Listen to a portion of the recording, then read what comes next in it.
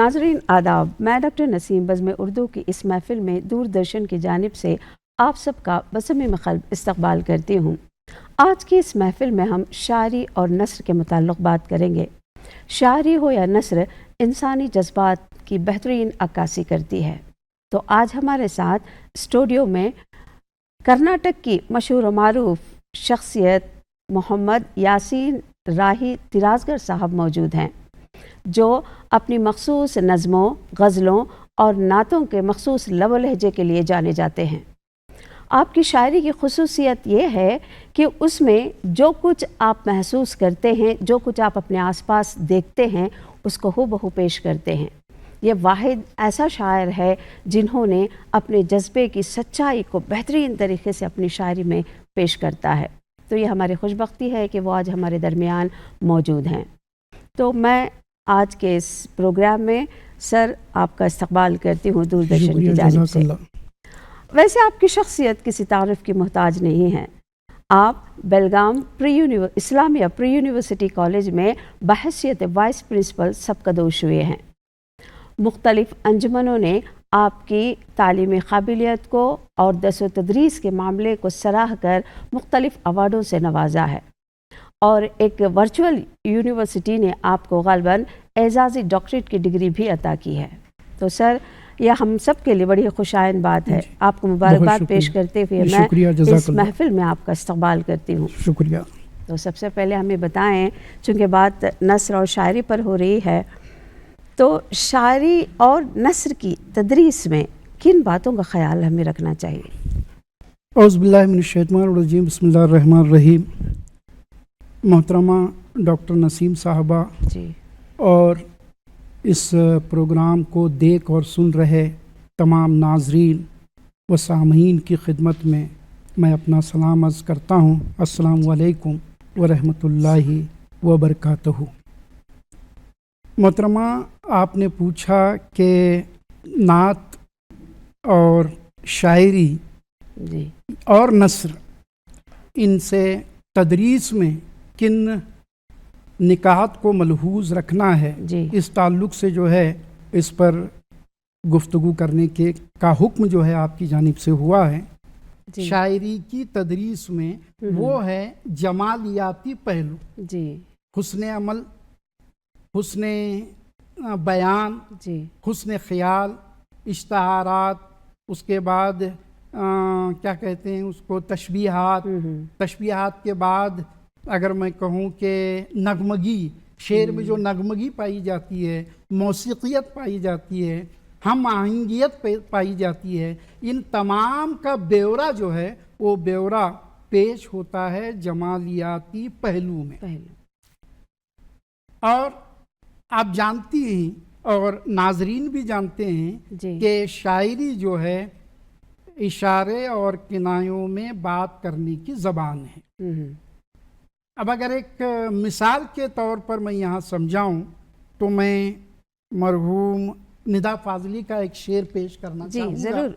کہ سورج کو چونچ میں لیے مرغا کھڑا رہا، صحیح سے۔ سورج کو چونچ میں لیے مرغا کھڑا رہا، کھڑکی کے پٹ جو کھول دیے رات ہو گئی۔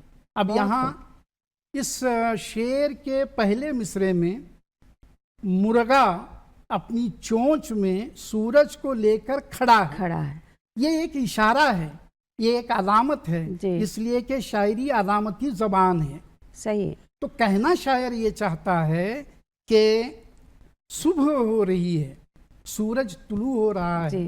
ثانی مصرے میں کھڑکی کے پٹ جو کھول دیے رات ہو گئی، گویا شاعر یہ کہنا چاہتا ہے اشارتی زبان میں کہ صبح ہو ہی رہی ہے، کھڑکی کے پٹ کھول ہی رہے ہیں کہ رات آیا چاہتی ہے۔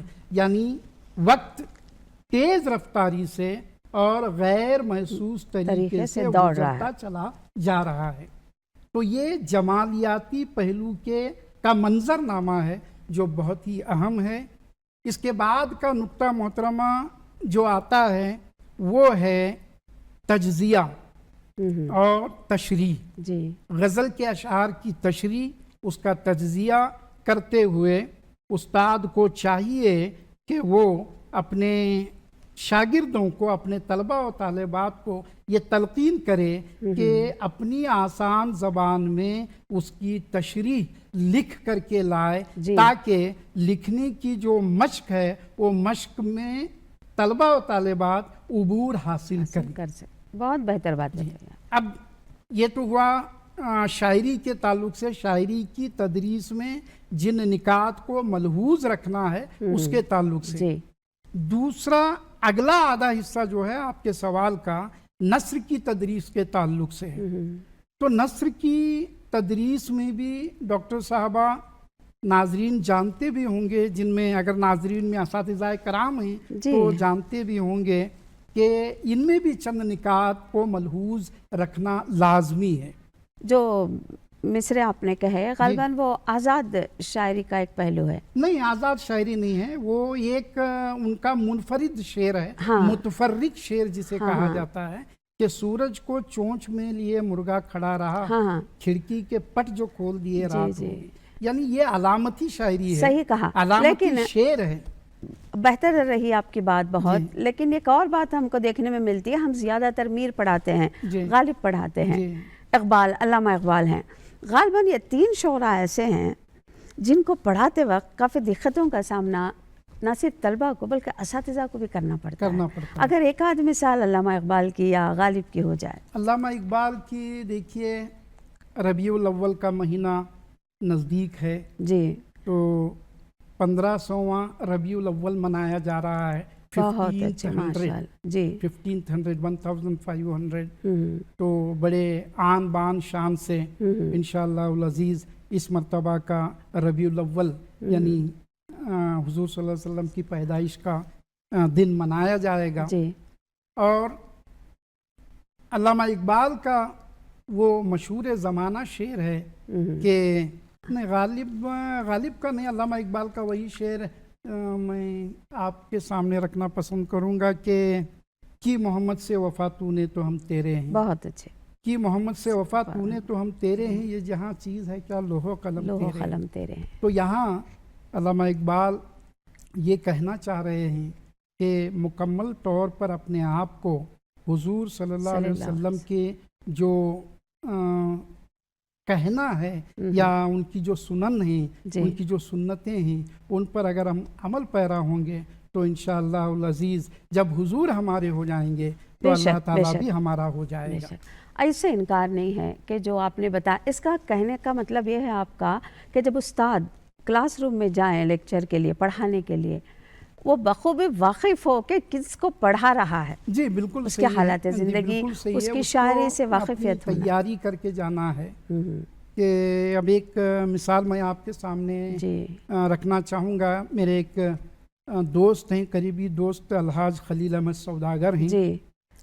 उनका अपना वाक़या है कि उर्दू का एक उस्ताद आपके सामने, आप साइंस के टीचर हैं जी, आपके करीब जाते हैं और पूछते हैं, क्लास से निकल रहे हैं, हाँ, क्लास छोड़कर क्लास से उर्दू पढ़ाने वाले उस्ताद निकल रहे हैं और सौदागर खलील अहमद सौदागर साहब के पास पहुंचकर पूछते हैं कि एक ही सफ में खड़े हो गए महमूद और अयाज, न कोई बंदा रहा न कोई बंदा नवाज। तो वो पूछते हैं कि ये क्या है, ये महमूद अयाज कौन है और ये एक सफ में खड़े क्यों हैं। तो यहाँ ये बात कोट करने का मेरा मकसद सिर्फ इतना है कि उस्ताद ये को चाहिए था कि वो पहले इसकी तैयारी कर आए। अगर वो तैयारी करके आता तो वो शेर को बेहतर तरीके से समझा सकता। बहुत अच्छी बात कही आपने। वैसे अगर हम शायरी की बात ही कर रहे हैं तो आपकी 4 किताबें ग़ालिबन मंज़र आम पर आई हैं और वो नातें और गज़लों का मजमूआ ग़ालिबन है।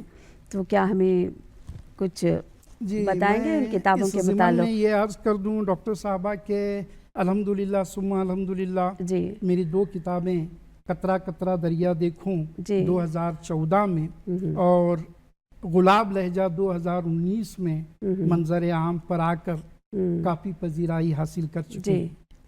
तीसरा मजमुआ ग़ालिबन 2-4 महीनों में मंजर आम पर आएगा।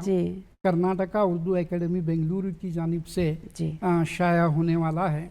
یہ تینوں کتابیں جو ہیں یہ حمد، نعت، غزلیات اور نظمیات تینوں پر مبنی ہیں۔ ماں سوا اس کے ایک اور کتاب ہے بنام تذکیرات راہی بر کلام منیر، یہ تذکیرات کی کتاب ہے۔ جی میں ذرا یہاں ناظرین کے لیے واضح کرتے چلوں کہ تذکیر ایک عربی لفظ ہے جس کے معنی لکیر کھینچنے کے ہوتے ہیں، جی لیکن شاعری کی اصطلاح میں تذکیر جو ہے نا وہ تضمین کی ایک ترقی یافتہ شکل ہے۔ تذکیر میں ہوتا ایسے ہے ڈاکٹر صاحبہ کہ تذکیر نگار جو تذکیر کہنا چاہ رہا ہے جی وہ کسی اور شاعر کا ایک شعر اٹھاتا ہے اور اس شعر کے دونوں مصروں کے درمیان جگہ بنا کر اپنے دو مصرے پیوست کر دیتا ہے، بہت خوب، مضمون کی ہم آہنگیت کو برقرار رکھتے ہوئے۔ اس طرح یہ ایک قطعہ جو ہے وہ وجود میں آتا ہے، تخلیق پاتا ہے، وہی قطعہ جو ہے وہ تذکیر کہلاتا ہے۔ اب اس میں آپ نعتیں اور غزلیں بھی ہیں؟ نہیں، اس میں نعتیں اور غزلیں نہیں، جو اور کتابیں آپ کی صرف ایک شعر لیا جاتا ہے، اور میں نے اس کتاب میں ایک حمد کا شعر، ایک مناجات کا شعر اور 2 اشعار نعتیہ لیے ہیں۔ میں اس بات کو اس کی وضاحت اور ذرا کرتا چلوں کہ تذکیر غالباً ایک نئی صنف ہے، پتہ نہیں وقت بتائے گا کہ اس کو صنف کا درجہ ملے گا بھی کہ نہیں، لیکن 40-45 سال قبل لکھنؤ کے ایک شاعر ڈاکٹر طارق منظور صاحب نے تذکیریں لکھی، اس لیے انہیں بانی تذکیر کہا جا سکتا ہے۔ اگر ہم جنوبی ہندوستان ہمارے علاقے کی طرف آتے ہیں تو داون گرے سے میرے ایک عزیز دوست استاد الشہرا کنہا مشق شاعر سید قمر الدین قمر صاحب نے تذکیرات قمر کے نام سے ایک کتاب منظر عام پر لائی ہے، غالباً 2021 میں۔ آپ نے 100 سے زیادہ جلیل القدر شعراء کے اشعار پر اپنی تذکیرات کی، 100 سے زائد جی۔ اب ان تذکیرات میں اور میں نے جو کتاب لکھی ہے اس کتاب میں فرق صرف اتنا ہے کہ میں نے میرے ایک عزیز دوست جو داونگیرے ہی سے تعلق رکھتے ہیں محترم سید منیر احمد دل صاحب، ان کے چند منتخب اشعار پر ہی میں نے تذکیرات کی وہ کتاب لکھی ہے۔ یعنی اس صنف کو بڑھاوا دیا آپ نے؟ جی الحمدللہ، بڑھاوا تو نہیں دیا، ایک کوشش ہے۔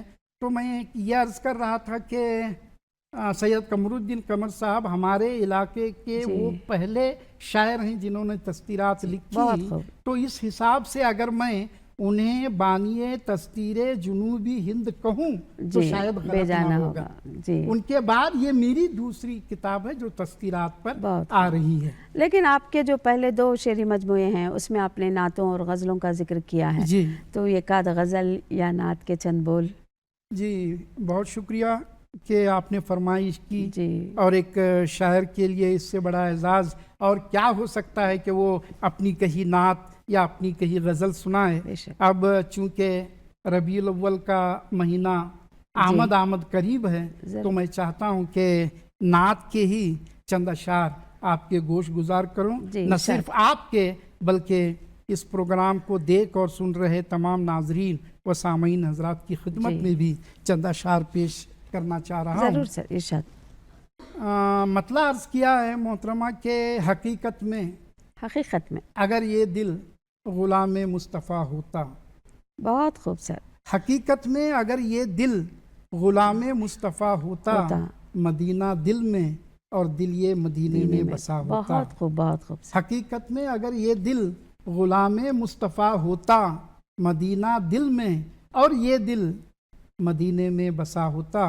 حسن مطلب سن لیجئے کہ اگر میں روضہ اطہر کا خادم بن گیا ہوتا، اگر میں روضہ اطہر کا خادم بن گیا ہوتا، نظر بھر کر سنہری جالیوں کو دیکھتا ہوتا، نظر بھر کر سنہری जालियों को देखता होता तमन्ना दिल की न दिल ही में रह जाए कि रोज़े पर, तमन्ना दिल की न दिल ही में रह जाए कि रोज़े पर, दो एक नातें सुनाने का शरफ मुझको मिला होता, दो एक नातें सुनाने का शरफ मुझको मिला होता। फिर शेर सुनिए कि मदीने में जो होता तो मदीने में जो होता भी मिल जाता, मदीने में जो होता तो जी मदीने में जो होता तो शहादत ये भी मिल जाती, खजूरें खा रहा होता मैं जमजम पी रहा होता, खजूरें खा रहा होता मैं जमजम पी रहा होता। फिर ये शेर के बना देता खुदा मुझको कबूतर सब्ज गुंबद का, बना देता खुदा मुझको कबूतर सब्ज गुंबद का, मदीने की फजाओं में यकीनन उड़ रहा होता, बना देता खुदा मुझको कबूतर सब्ज गुंबद का, मदीने की फजाओं में यकीनन उड़ रहा होता। फिर ये शेर जिसके लिए ये इस नाते रसूल मकबूल सल्लल्लाहु अलैहि वसल्लम की तख्लीक हुई है, शेर सुनिएगा, काबिले तवज्जो शेर है कि मेरे ऊपर कदम रखते, मेरे ऊपर कदम रखते मेरे आका के दीवाने, मेरे ऊपर कदम रखते मेरे आका के दीवाने, मदीने की गुजरगाहों का जो मैं रास्ता होता, बहुत अच्छे, मेरे ऊपर कदम रखते मेरे आका के दीवाने, मदीने की गुजरगाहों का जो मैं रास्ता होता, मदीने की गुजरगाहों का जो मैं रास्ता होता। मक्ते पर आ रहा हूँ जी, इरशाद। बयाज़े दिल के इन मेरे सभी औराक पर राही, बयाज़े दिल के इन मेरे सभी औराक पर राही, कलम तेरा मोहम्मद ही मोहम्मद लिख दिया होता, कलम तेरा मोहम्मद ही मोहम्मद लिख दिया होता। हकीकत में अगर ये दिल गुलाम मुस्तफ़ा होता, मदीना दिल में और दिल ये बहुत खूबसूरत। आपने हुजूर सल्लल्लाहु अलैहि वसल्लम कहते हैं जो मोहब्बत जज्बा और एहसास है उसको इतने खूबसूरत तरीके से अपने कलम से तराशा है कि वाकई लायक तहसीन है। शुक्रिया, जज़ाकल्लाह जी। तो ग़ालिबन आपने गज़लें भी लिखी हैं, तो गज़लें जब लिखी जाती हैं तो जो निसाब हमारा है आज हम पढ़ा रहे हैं बच्चों को, उसमें जिस तरह की गज़लें आ रही हैं, ग़ालिबन इश्क़ मजाजी की अगर आप बात करें, इश्क़ हक़ीक़ी हमको कम दिखाई देता है। तो जब इश्क़ का जज्बा आता है गज़लों में, बच्चे किस उम्र के हैं उस जज्बे से नावाकिफ़ हैं, तो हमें कैसे उसकी तशरीह करनी चाहिए अगर कोई मखसूस गज़ल इश्क़ पे मबनी हो? अब देखिए, गज़ल के लगवी मानी ही है कि औरतों से बातें करना जी। तो एक ज़माना था कि शोरा इकराम जो हैं वो अपनी गज़लियात में इश्क़ व मोहब्बत की बातें किया करते थे, लेकिन आजकल का ज़माना जो है वो बदल सा गया है जी। और गज़ल की हैयत भी बदल गई है। हाँ। गज़ल में आजकल शायर जो है अपनी जग बीती और आप बीती को जाहिर कर रहा है। सही कहा आपने। तो लेकिन ये रूमानी पहलू जो है वो रूमानी पहलू किसी गज़ल में आ ही जाता है, तो वहाँ उस्ताद को चाहिए ये होता है कि उसको हकीकी इश्क की तरफ अपने ख्याल को मोड़े।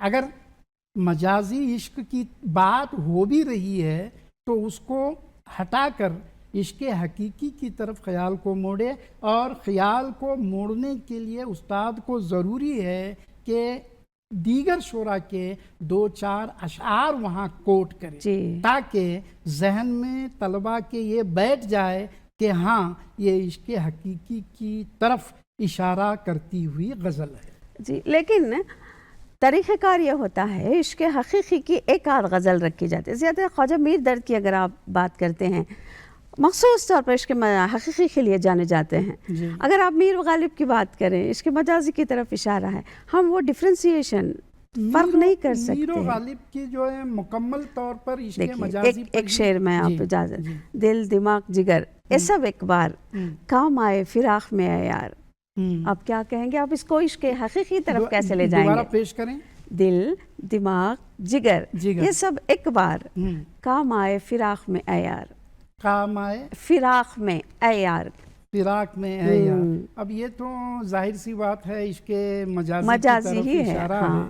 اب وہ جو بچے ہوتے ہیں وہ ایڈولسنس پیریڈ میں ہوتے ہیں، یہی بات. تو اب یہ موبائل کا زمانہ بھی آ گیا ہے، تو وقت سے پہلے بچوں کو جو ہے موبائل جوان بنانے پر تلا ہوا ہے. تو اس کی جو ہے لغوی اوپر کے جو معنی ہوتے ہیں، سرسری معنی جسے کہتے ہیں، اس کو پیش کرتے ہوئے استاد کو جو ہے گزر جانا چاہیے. یہ میرا ایسا ماننا ہے. آپ کا ماننا ہے کہ اگر عشق مجازی سے یہ شعر جڑا ہے تو کہیں گے کہ محبوب کی یاد میں کیا ہے، شاعر یہ لہجہ استعمال کر رہا ہے، یعنی فراق جدائی کا جو جذبہ ہے اس کو اس میں پیش کیا ہے. تو غالباً کہیں نہ کہیں ہم اساتذہ کرام عشق مجازی کو بھرپور طریقے سے جو جذبہ شعر میں ہے اس کو پیش کرنے سے قاصر رہ رہے.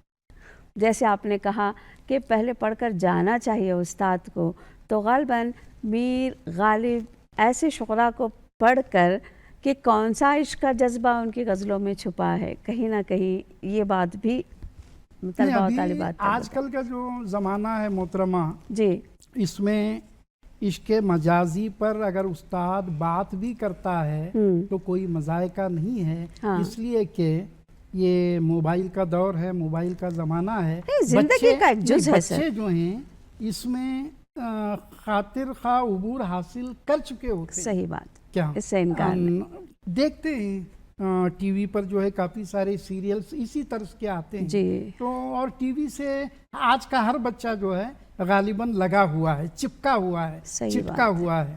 لیکن حسن خوبی آنی چاہیے. میں سمجھتی ہوں کہ اتنے خوبصورت طریقے سے آپ عشق مجازی کو رکھیں. اور میں اپنے استاد محترم کی بات کہوں کہ جب شعر پڑھا یا پڑھایا کرتے تھے تو اس دورانیے میں 1 گھنٹے کے پیریڈ میں، وقفے میں ایک شعر ہوا کرتا تھا تشریح. کیا کہنے. تو اس طرح کے جو ہیں وہ استاد بھی ہو گزرے ہیں، اور انہی کا صدقہ ہے کہ میں کچھ شاعری کے میدان میں کچھ لکھ پایا ہوں. اللہ تعالیٰ ان کی عمر دراز کرے اور ان کا سایہ شفقت ہمارے سروں پر برقرار رکھے. لیکن یہ آپ غالباً اپنی نعتوں کے لیے جانے جاتے ہیں. اگر سچ بات کہیں، جو بہترین نعتیں آپ نے تخلیق کی ہیں، تو کیا ہمیں بتائیں گے کہ اس کا ارتقاء کب، کیسے اور کیوں کر ہوا؟ نعت جیسے کہ نعت حضور صلی اللہ علیہ وسلم سے محبت اور عقیدت کا اظہار ہے، اور اس میں آپ صلی اللہ علیہ وسلم کے محاسن بیان کیے جاتے ہیں. ایک اور پہلو اس کے ساتھ میں جوڑنے رہوں، سیرت نبوی صلی اللہ تعالی یعنی علیہ وسلم، یہ دونوں میں آپ صلی اللہ علیہ وسلم سے عقیدت آتی ہے، لیکن طریقہ منفرد ہے.